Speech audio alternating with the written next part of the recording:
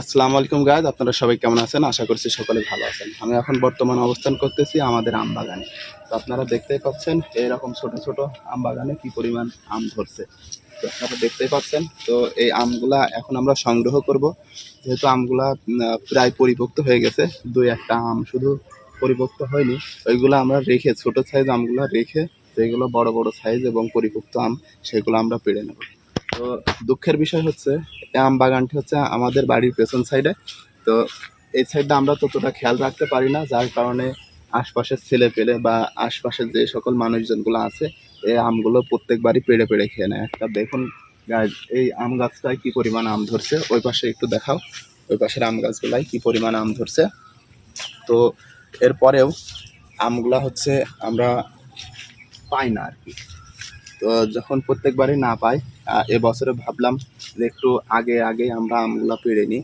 তো যেহেতু এখনো আম কেউ পাড়েনি, কেউ হাত দেয়নি, তো কি বলবো গাছ, ঠিক আছে, চোরের উৎপাতে এই আমগুলো আমরা একবারও খেতে পারি না, তাই একটু আগে ভাগে আমরা এই আমগুলা পেড়তে চলে আসলাম।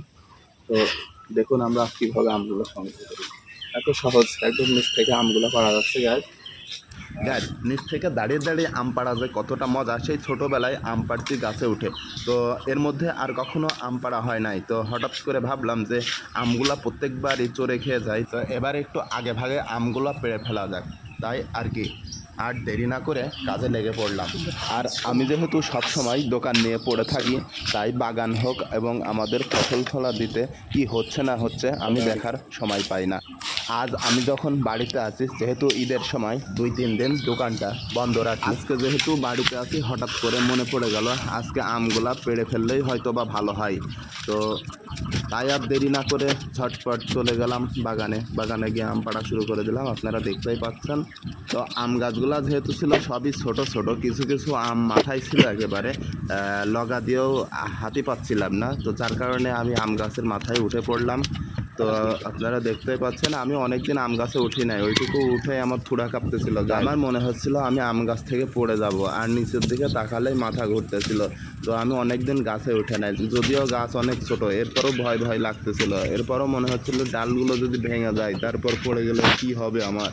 তো গাছ ছোটোবেলার কথাগুলো এখন মনে পড়ে যাচ্ছিল, যে ছোটোবেলায় কত কি করছি, হ্যাঁ, কত গাছে উঠছি, নারিকেল গাছের মাথায় উঠছি, সুপারি গাছের মাথায় উঠে সুপারি পাড়ছি, আর এখন সামান্য এই 2 হাত আম গাছ এইটুকু উঠে ভয় পাচ্ছি। আসলে আমরা মানুষ সবাই অভ্যাসের দাস। যাদের বয়স হয়ে যায়, যারা রেগুলার গাছে ওঠে, তাদের কিছু মনে হয় না, যে যা করে আর কি গাইজ। তো গাইজ, আমাদের ভিডিওগুলো আপনাদের কেমন লাগে তা অবশ্যই কমেন্ট করে জানাবেন। এটা কি আম, আপনারা জলদি জলদি কমেন্ট করে বলেন এটা কি আম। আমাদের পেজটি এখনও যদি ফলো না করে থাকেন, নতুন নতুন ভিডিও পাওয়ার জন্য পেজটি ফলো দিয়ে সাথে থাকুন।